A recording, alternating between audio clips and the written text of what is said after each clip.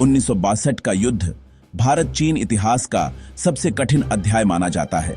लेकिन एक गहरा सवाल आज भी उठता है, क्या यह युद्ध टाला जा सकता था? क्या ऐसी राजनीतिक गलतियां थीं जिन्होंने संघर्ष को टकराव में बदल दिया?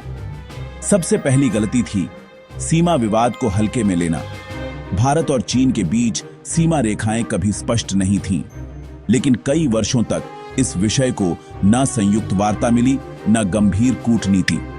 सीमा विवाद धीरे धीरे तनाव में बदल गया। दूसरी गलती थी चीन की मंशा को गलत पढ़ना।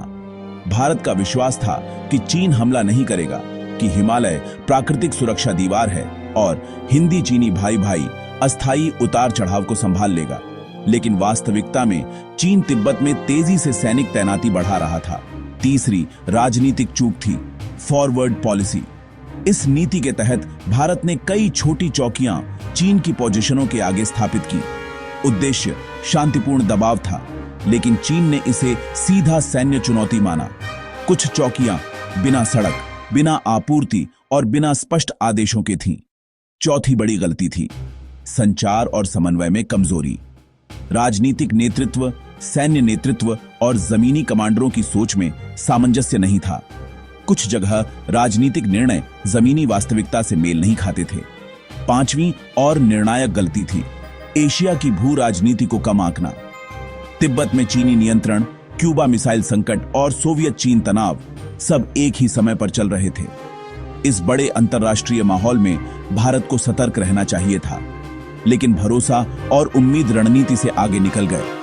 क्या युद्ध टाला जा सकता था?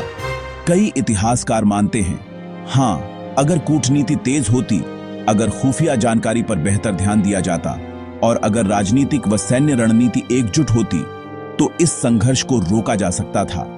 लेकिन यह भी सच है कि 1962 की गलतियों से भारत ने सीखा, अपने ढांचे को बदला और एक ऐसी सेना बनाई जिसने दुनिया भर में अपनी क्षमता साबित की। आप देख रहे हैं ग्लोब कॉन्फ्लिक्ट्स मीडिया लैब्स, जहां हम इतिहास की सच्चाइयों को संतुलन और गंभीरता के साथ प्रस्तुत करते हैं।